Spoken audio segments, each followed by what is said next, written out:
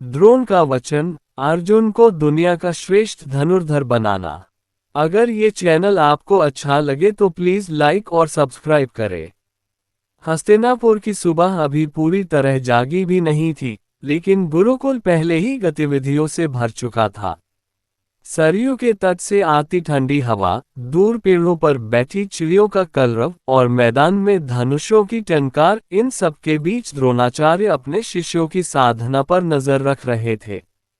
हथियारों की दुनिया में वे अद्वितीय थे, परंतु उनके मन में एक बात हमेशा गूंजती रहती, धर्म की रक्षा के लिए उन्हें एक ऐसा शिष्य चाहिए जो धनुर्विद्या में अनुपम हो। वीडियो अच्छी लगे तो प्लीज लाइक और कमेंट करें।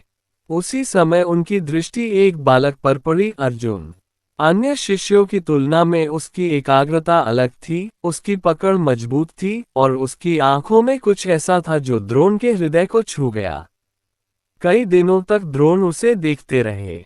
चाहे भोर हो या सांझ, अर्जुन हमेशा कुछ नया सीखने के लिए तैयार रहता। वह गुरु के हर शब्द को आदेश नहीं बल्कि वरदान की तरह ग्रहण करता।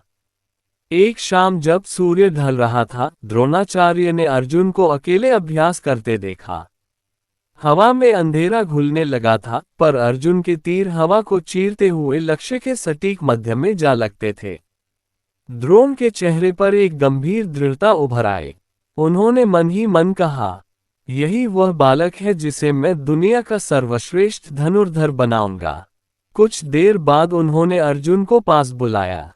अर्जुन, द्रोण ने कहा, क्या तुम धनुर्विद्या में सर्वोच्च बनना चाहते हो?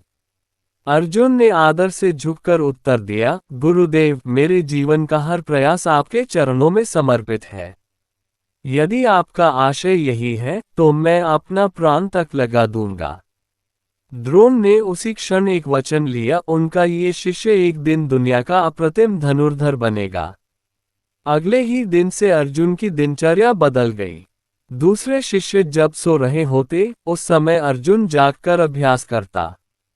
जब शिष्य विश्राम करते, अर्जुन धनुष उठाकर अपने हाथ, आंख और मन की तालमेल को मजबूत करता। द्रोणाचार्य उसे विशेष परिस्थितियों में प्रशिक्षण देने लगे।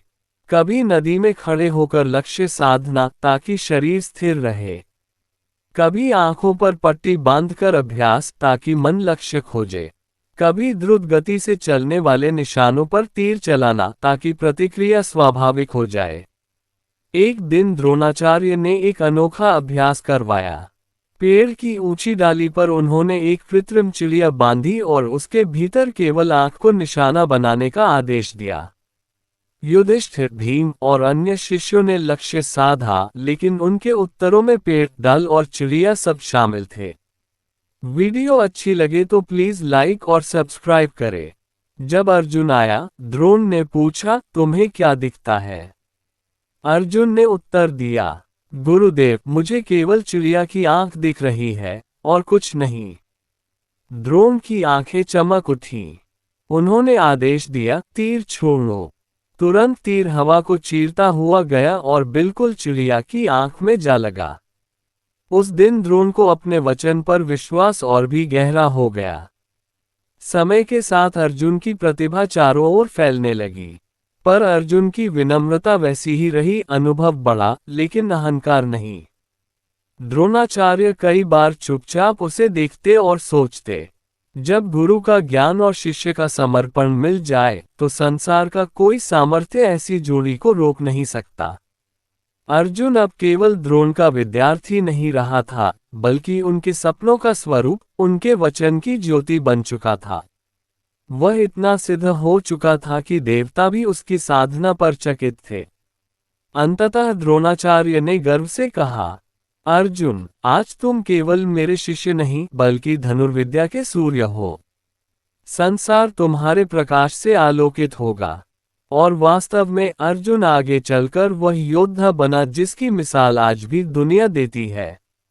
द्रोण का वचन केवल एक वादा नहीं था, वह एक ऐसी कथा बन गया जो सदियों तक प्रेरणा बनकर जीवित रहेगी। अगर ये चैनल आपको अच्छा लगे तो प्लीज लाइक और सब्सक्राइब करें।